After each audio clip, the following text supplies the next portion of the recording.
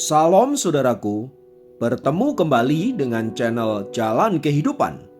Saya rindu menyapa Anda semua dan mari bersama-sama kita nikmati saat teduh di dalam Tuhan. Mari kita merenungkan firman-Nya dan sebelum kita menikmati berkat-berkat-Nya, mari kita berdoa. Tuhan, kami rindu firman-Mu boleh menuntun kami dan menolong kami supaya kami berjalan di dalam kehendak-Mu. Mampukan kami bukan hanya menjadi pendengar, tetapi menjadi pelaku-pelaku firman-Mu yang setia. Dan biarlah melaluinya kami boleh bertumbuh dalam pengenalan kami akan kuasa salib Kristus. Terima kasih Bapa, kami siap diberkati. Dalam nama Yesus kami berdoa, haleluya, amin. Firman Tuhan kali ini terambil dari Kisah Rasul 12 ayat 21 sampai 23. Dikatakan, dan pada suatu hari yang ditentukan, Herodes mengenakan pakaian kerajaan, lalu duduk di atas tahta dan berpidato kepada mereka. Dan rakyatnya bersorak membalasnya, ini suara Allah dan bukan suara manusia. Dan seketika itu juga ia ditampar malaikat Tuhan karena ia tidak memberi hormat kepada Allah. Ia mati dimakan cacing-cacing. Saudaraku, jika ditanyakan kepada kita bagaimana Anda menggambarkan tentang Allah, biasanya kita akan mendeskripsikan Tuhan dengan kata-kata seperti Allah hebat, Allah dahsyat, Allah luar biasa, Allah ajaib, dan lain sebagainya. Namun kata-kata itu tidak cukup konkret untuk menjelaskan siapakah Allah yang kita kenal itu. Oleh sebab itu, Alkitab seringkali mendeskripsikan Tuhan dengan sesuatu yang konkret. Misalnya, Allah adalah gunung batuku, Allah adalah perisaiku, Allah adalah kota benteng, tempat perlindunganku. Tuhan adalah tanduk keselamatanku, Ia adalah gembalaku yang baik. Semua itu ingin menggambarkan betapa hebat, betapa luar biasanya Allah yang dimiliki oleh bangsa Israel. Namun dalam Mazmur 24, pemazmur menjelaskan Allah sebagai raja di atas segala raja, di mana seluruh makhluk hidup harus tunduk dan menyembah hanya kepadanya. Dan sebagai penguasa tunggal alam raya ini, maka ia berkuasa untuk melakukan segala sesuatu atas hidup manusia.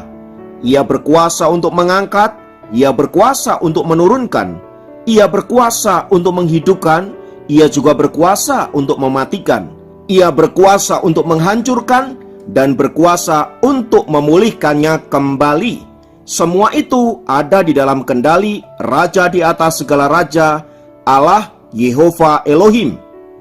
Itulah sebabnya segala bentuk perlawanan dan pemberontakan manusia pasti akan dihabisi oleh Allah. Sebab siapakah kita yang hendak menyaingi Allah yang maha tinggi? Siapakah kita yang mau memberontak kepada Allah? Siapakah kita yang mau protes kepadanya?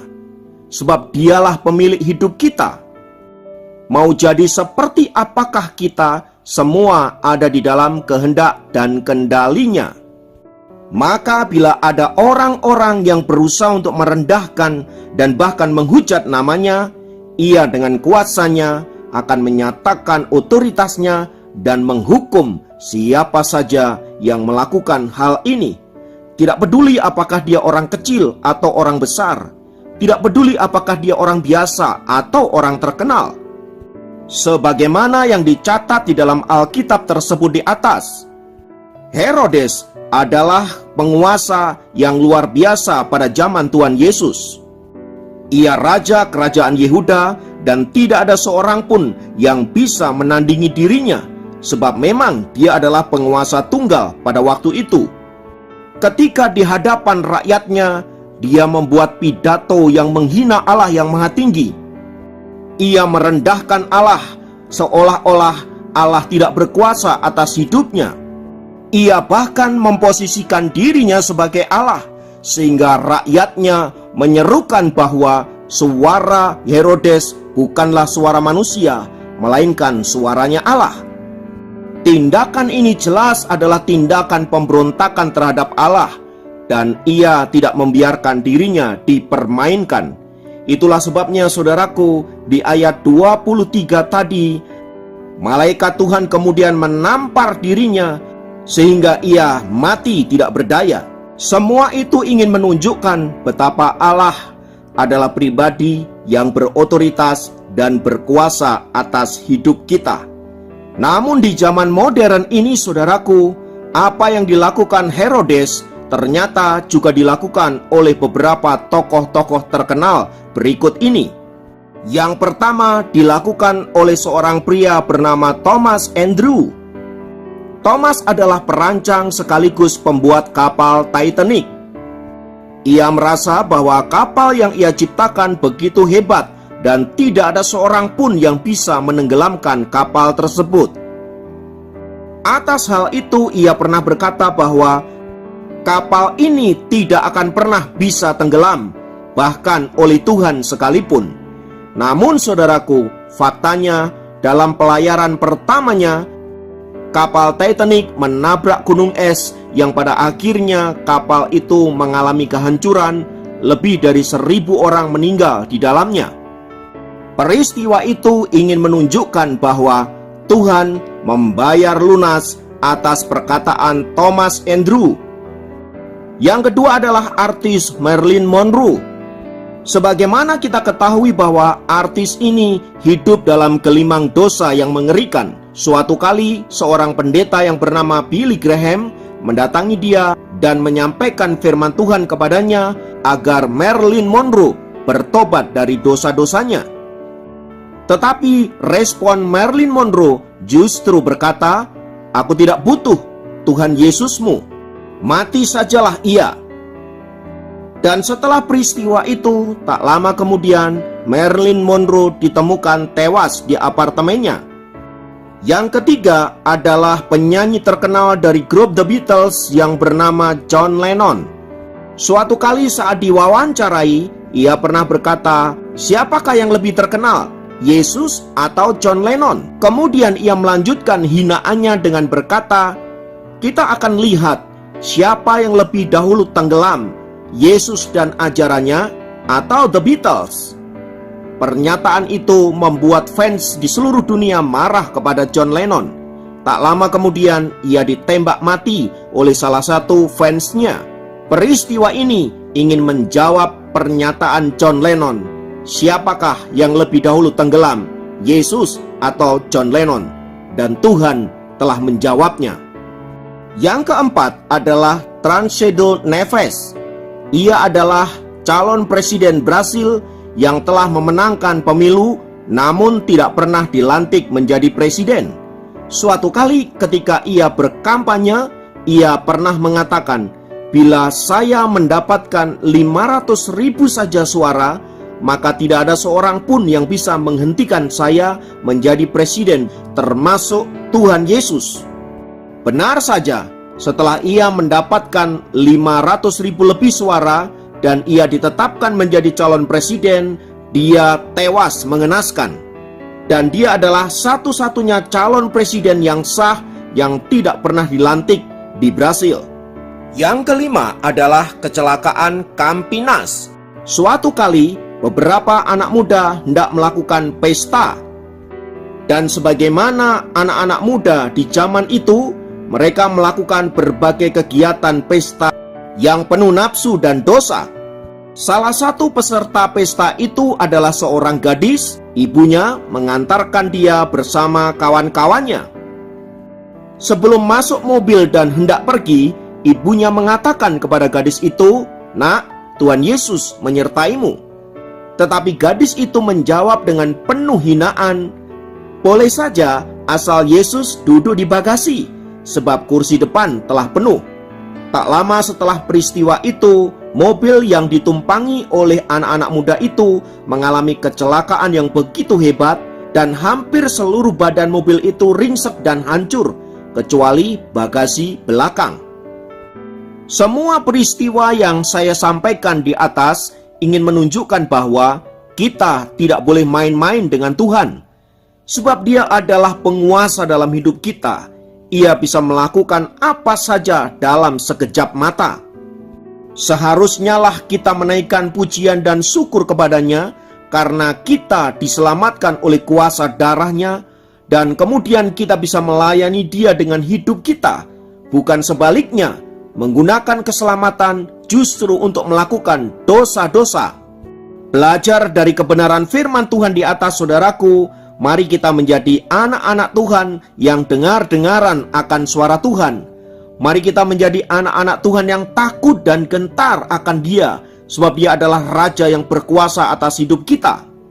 Mari jalanilah hidupmu dengan penuh ucapan syukur, dan marilah kita melayani Dia dengan apa yang kita miliki.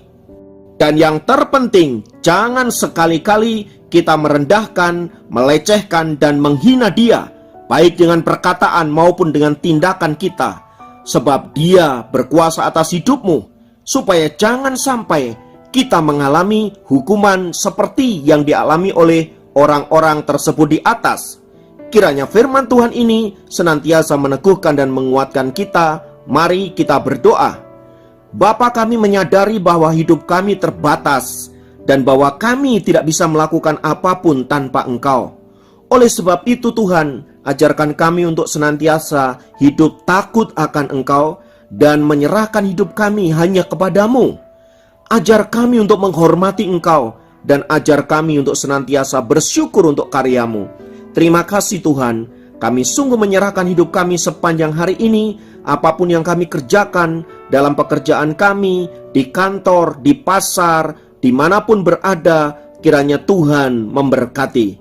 Terima kasih, terpujilah nama-Mu. Dalam nama Yesus kami berdoa dan bersyukur kepada-Mu. Haleluya.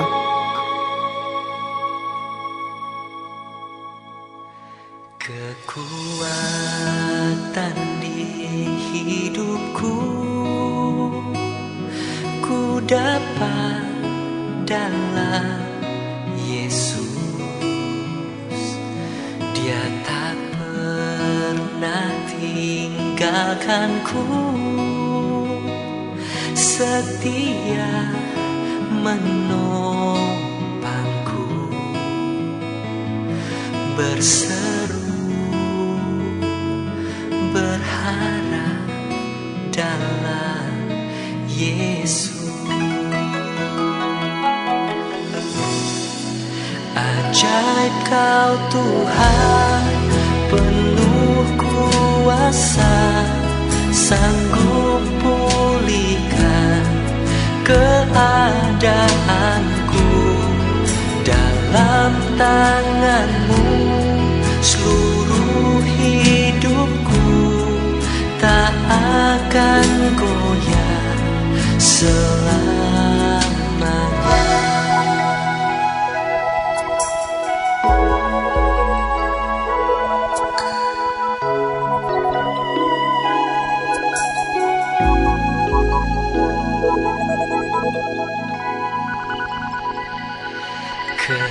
Kekuatan di hidupku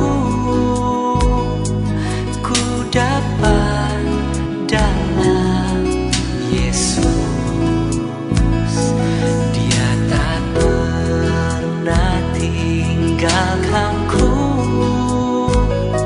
setia menopangku, berseru berharap dan